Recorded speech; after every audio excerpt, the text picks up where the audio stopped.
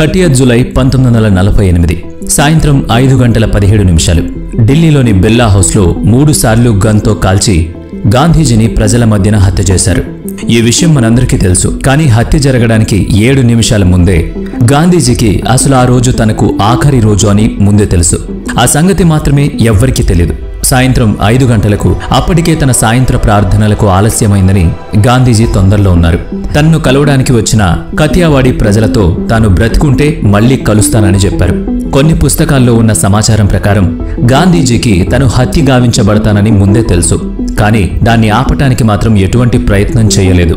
ఎందుకంటే తనకిక బ్రతుకు మీద ఆశ లేదు, బ్రతకాలన్న కోరిక లేదు. ఇవన్నీ గాంధీజీ మీద ప్రచురించిన ఒక 4 పుస్తకాల్లోని సమాచారం ద్వారా బయటపడ్డాయి. ఈ రహస్యాన్ని తెలుసుకునేందుకు మనం కూడా ఇప్పుడు ప్రయత్నిద్దాం. సరిగ్గా గాంధీజీ హత్య గావించబడిన 1 గంట ముందు నుండి ఏం జరిగిందో తెలుసుకుందాం. సాయంత్రం 4 గంటలకు సరిగ్గా గాంధీజీ హత్య చేయబడ్డానికి 1 గంట ముందు సర్దార్ వల్లభాయ్ పటేల్, జవహర్లాల్ నెహ్రూ కలిసి గాంధీజీ దగ్గరికి వచ్చారు. దేశంలో మైనారిటీ వ్యవస్థ గురించి, హక్కుల గురించి వారు చాలాసేపు చర్చించారు. గాంధీజీ మేనకోడలు మను గాంధీజీకి అల్పాహారం అందించారు. అప్పుడు కూడా సర్దార్ వల్లభాయ్ పటేల్ గాంధీజీతో చర్చిస్తూనే ఉన్నారు. ఈ చర్చలు దాదాపు గంట సేపు, అంటే 5 గంటల వరకు కొనసాగాయి. గాంధీజీ మేనకోడలు మను పదే గాంధీజీకి 5 గంటల సమయాన్ని గుర్తు చేస్తూనే ఉన్నారు. అప్పటికే ఆలస్యం అవుతుంది. ప్రతిరోజు సాయంత్రం సరిగ్గా 5 గంటలకు గాంధీజీ ఏవో ఒక మత ప్రార్థనలు ప్రజలతో కలిసి చేసేవారు. కానీ ఆ రోజు 5 గంటల 5 నిమిషాలైపోయింది. మను తన చేతి గడియారం గాంధీజీకి చూపించి చాలా సమయం అయింది, ఇక లేవండి అన్నట్లుగా సైగ చేసింది. గాంధీజీ ఆమె దగ్గరకొచ్చి నర్స్ కనుక సరైన సమయానికి మందు ఇవ్వకపోతే ఒక్కోసారి రోగి చనిపోయే ప్రమాదం ఉంటుంది అని చెప్పడం అక్కడ ఉన్న అందరినీ హతాశులను చేసింది. ప్రతిరోజు మను గాంధీజీకి సరిగ్గా 5 గంటలకి మందులు వేస్తూ ప్రార్థన గురించి గుర్తు చేసేది.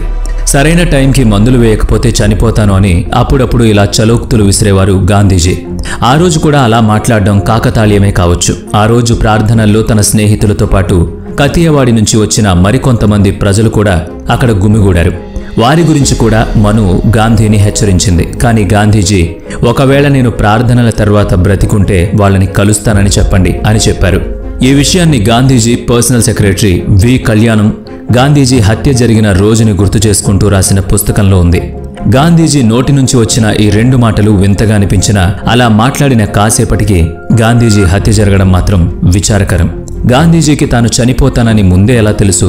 అది బహుశా ఆయన ఊహించి ఉండొచ్చు, లేదా మనసులో గట్టిగా అనిపించుండొచ్చు, లేదా యాదృచ్ఛికం కావచ్చు. కానీ ఇంతకు 10 రోజుల ముందే గాంధీజీ మీద హత్యాయత్నం జరిగింది. సరిగ్గా జనవరి 20, 1948 నాథురామ్ గాడ్సే, గోపాల్ గాడ్సే మరో 3తో కలిసి గాంధీజీపై హత్యాయత్నం చేశారు. దిగంబర బడ్జే, మోహన్ లాల్ పహవా ఈ ఇద్దరూ ఇందులో చాలా ముఖ్యమైన వాళ్ళు. అసలు వాళ్ళు ప్రణాళిక వేరేగా ఉండేది. గాంధీజీని ప్రార్థనా స్థలానికి చేరుకోగానే ఒక పక్కగా నిలబడి బడ్జే జనాల మీద ఒక గ్రనేడ్ వేసి భయభ్రాంతులకు గురి చేయాలి. మరోపక్క పహ్వా ప్రార్థనా మందిర వెనుక వైపు నుంచి గాంధీజీని గన్తో కాల్చి మరో గ్రనేడ్ కూడా వేయాలి. మిగిలిన 3 జనాలతో కలిసిపోయి ఒకవేళ గాంధీజీ తప్పుకోవడానికి ప్రయత్నిస్తే 4 వైపులా దాడి చేసి ప్రజల మధ్య నుంచి వెళ్లి కాల్చి చంపేయాలి. ఇది వారి ప్రణాళిక. కానీ విఫలమయ్యారు. ఎందుకంటే బడ్జే చేతిలో గన్ ఉండడం వెనుక నుంచి ఒక వ్యక్తి గమనించడం జరిగింది.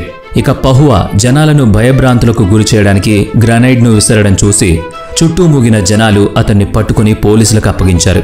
పోలీసులు అతన్ని అరెస్ట్ చేసి విచారణ చేపట్టారు. ఎంత విచారించినా ఒక్క మాట కూడా అతని నోటి నుంచి బయటకు రాలేదు. కానీ 22వ తారీఖున విష్ణు కర్కరే పేరు బయటపెట్టాడు. విచారణలో దుండగులు కనాట్ ప్యానెల్లోని హోటల్ మెరైన్లోనూ మరికొంతమంది హిందూ మహాసభ భవన్లోనూ దాక్కున్నారు అని తెలుసుకున్నారు. ఇది పోలీసులకు దొరికిన అతి ముఖ్యమైన సమాచారం. కానీ పోలీసులు ఏం చేయలేకపోయారు. ఇక పహువాను పోలీసులు అరెస్ట్ చేశారన్న విషయం విని ఆగంతుకుల స్నేహితుడైన ప్రొఫెసర్ జైన్ కంగారు పడ్డాడు. ఎందుకంటే మాటల్లో అతనికి గాంధీజీని హత్య చేయబోతున్నట్టు ఆగంతుకులు తెలిపారు. కానీ ఏదో సరదాగా అనుకుంటున్నారు అని అతను వారి మాటలను వదిలేశాడు. కానీ పహువా అరెస్ట్ అవడంతో విషయం అతనికి అర్థమైంది. వెంటనే అప్పటి హోమ్ మినిస్టర్ సర్దార్ వల్లభాయ్ పటేల్కి సమాచారం అందజేద్దామని ఎన్నిసార్లు ఫోన్ చేసినా సర్దార్ వల్లభాయ్ పటేల్ బిజీగా ఉండడంతో ఫోన్ ఎత్తలేదు. ఇక అదే విషయాన్ని Bombay province home minister Morarji దేశాయ్కి కూడా తెలియజేయాలని ప్రయత్నించి విఫలమయ్యాడు. సమాచారం పోలీసులకు అందించాడు. పోలీసులు అతన్ని అనుమానించి ఈ విషయంలో అతని చేతులు కూడా లేవు కదా అని ఎదురు ప్రశ్నించి హింసించారు. అసలు విషయాన్ని పక్కకు పెట్టేశారు. నిజానికి ఈ సమాచారంతో ఆగంతుకులను అప్పటికప్పుడు అరెస్ట్ చేసిన ఒక పెద్ద ఘోరం జరిగేది కాదు. గాంధీజీని రక్షించేవారు. కానీ ఎవరూ పట్టించుకోలేదు. 26వ తారీఖు రెండవసారి హత్యాయత్నం కోసం ప్రణాళికను సిద్ధం చేశారు గాడ్సే బృందం. ఈసారి ప్లాన్ మార్చారు. అంతమంది కాకుండా కేవలం ఒక్కరే వెళ్ళాలి. ఎందుకంటే ఎక్కువ మంది ఉంటే పట్టుబడే అవకాశం ఉంటుంది. అందుకోసం గాడ్సే ఢిల్లీకి విమానంలో ప్రయాణించొచ్చారు. కానీ వారు సక్రమంగా పని పూర్తి చేయాలి అంటే ఒక మంచి రివాల్వర్ అవసరం ఉంటుంది. 90mm M11937 క్యాలిబర్ బిట్టా రివాల్వర్ అవసరం. అయితే ఇది గ్వాలియర్లో మాత్రమే ఉంటుంది. ఈ రివాల్వర్ మన దేశంలో చాలా తక్కువగా ఉపయోగించేవారు.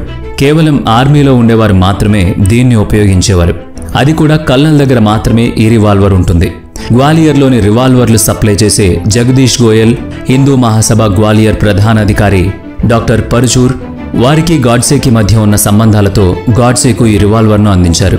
గాడ్సే అప్పట్లో 500 రూపాయలు పెట్టి ఈ రివాల్వర్ని ఖరీదు చేశారు. అంటే ఇప్పటి ఖరీదుతో పోలిస్తే దాదాపుగా 70 నుంచి 80 వేల రూపాయల వరకు ఉంటుంది. ఇంత ఖర్చు పెట్టి ఆ రివాల్వర్ని తీసుకోవడానికి ఒకే ఒక్క కారణం, గాంధీజీని హత్య చేయడం. ఈ రివాల్వర్ను చాలా నమ్మకమైందిగా భావిస్తారు. ఎందుకంటే ఇది సెమీ ఆటోమేటిక్. 7 రౌండ్లు ఆగకుండా ఒకదాని వెంట ఒక బుల్లెట్ వెంటనే వస్తాయి. తేలిగ్గా మనిషిని కాల్చే సామర్థ్యం ఉన్న రివాల్వర్ ఇది. దాదాపు దీని నుంచి తప్పించుకోవడం ఎవరికీ సాధ్యం కాదు. అయినా గాంధీజీ తలుచుకుని ఉంటే ఖచ్చితంగా తన మరణాన్ని తప్పించుకునేవారే. ఎందుకంటే మొదటి హత్యా ప్రయత్నం తర్వాత ఆయనకు ఉన్న సెక్యూరిటీని పెంచాలని ఎంతమంది అన్నా కూడా గాంధీజీ అందుకు ఒప్పుకోలేదు. ఇది ఆయన పర్సనల్ సెక్రటరీ స్వయంగా చెప్పిన విషయం. స్వాతంత్రం కోరుకునేవారెవరైనా సెక్యూరిటీని కోరుకుంటే వారికి జీవించే హక్కు లేదు అని చెప్పేవారు గాంధీజీ. నిజానికి భారత్ పాకిస్తాన్ విభజన విషయం గాంధీజీని చాలా కలవరపెట్టింది, బాధ పెట్టింది. 2 అక్టోబర్ 1947 జరిగిన ఒక సమావేశంలో పాల్గొన్న గాంధీ తాను ఇంకా బ్రతికే ఉన్నందుకు చాలా చింతిస్తున్నాను అని చెప్పడం ఇక్కడ గుర్తుపెట్టుకోవాలి. అలాగే మొదటి హత్యా ప్రయత్నం తర్వాత బహుశా హత్య చేయాలనుకున్న వారు సరైన వారే, నా నిర్ణయమే తప్పు అని అనడం కూడా జరిగింది. అంతెందుకు, హత్య జరిగిన రోజు అంటే 30 జనవరి 1948న స్వయంగా గాంధీజీ మనుతో ఒకవేళ నా శరీరానికి తుపాకీ గుళ్ళు తగిలితే నా నోటి నుంచి భగవంతుడి నామం వస్తేనే నన్ను మహాత్మా అని పిలవండి అని చెప్పారు.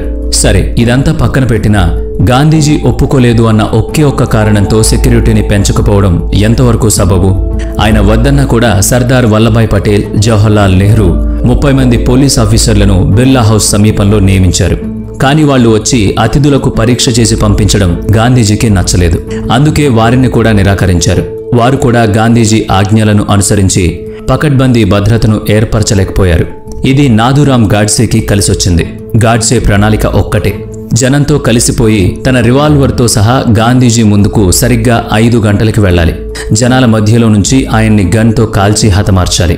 కానీ ఆ రోజు సర్దార్ వల్లభాయ్ పటేల్తో సమావేశం కారణంగా గాంధీజీ ప్రార్థనకు 17 నిమిషాల ఆలస్యం అయింది.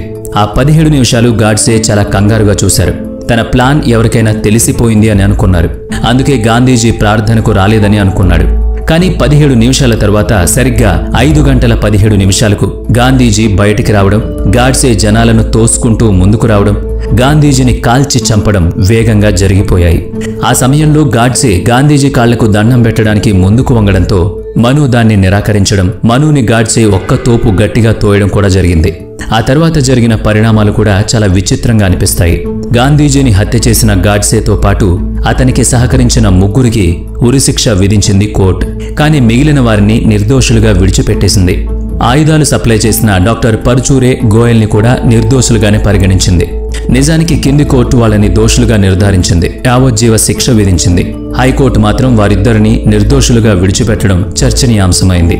భారత ప్రభుత్వం హైదరాబాద్ నిజాం ప్రభుత్వంతో ప్రచ్ఛన్న యుద్ధం జరిపినప్పుడు డాక్టర్ పరుచూరే ముఖ్యమైన పాత్రను పోషించారు. బహుశా ఆ కారణంతోనే అతని పేరుని ఛార్జ్ షీట్ నుంచి తొలగించారు. ఇది గాంధీజీ హత్య జరగడానికి 24 గంటల ముందు జరిగిన ఘటన. ఇందులో చాలా మందిని మీరు వేలెత్తి చూపించొచ్చు. ఆఖరికి గాంధీజీ తప్పు కూడా ఇక్కడ ఉండి ఉండొచ్చు. గాంధీజీ తనను తాను రక్షించుకుని ఉండొచ్చు. కానీ అలా జరగలేదు. మీకేమనిపిస్తోంది? కామెంట్లో తెలియజేయండి.